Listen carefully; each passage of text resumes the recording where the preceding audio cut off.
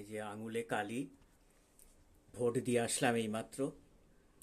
আপনাদের কার কার ভোট দেওয়া হয়নি, ভোটটা অবশ্যই দিয়ে আসবেন, কারণ এটা আমাদের গণতান্ত্রিক অধিকার। ওয়েদারটাও ভালো আছে, তবে এবার স্ট্রিকনেসটা একটু বেশি। প্রথমে একটা লাইনে দাঁড়িয়ে তারপরে সেখান থেকে বুথের ভেতরে ঢোকা যাচ্ছে, বিশাল লাইন, আধ ঘন্টা দাঁড়িয়ে থেকে ভেতরে ঢুকলাম।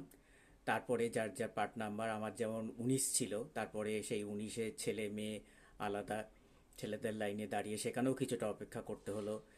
আর এবার মোবাইল ফোন বা সঙ্গে কিছু ব্যাগ থাকলে সেগুলো বাইরে জমা দিয়ে রাখতে হচ্ছে।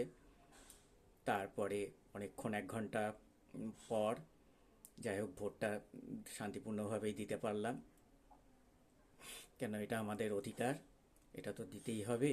তারপরে যা হয় 4 তারিখের রেজাল্ট, সেটা দেখা যাবে।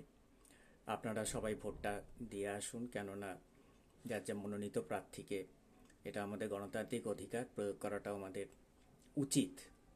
তা সেই হিসাবে সবাই ভোটটা দিয়ে আসুন।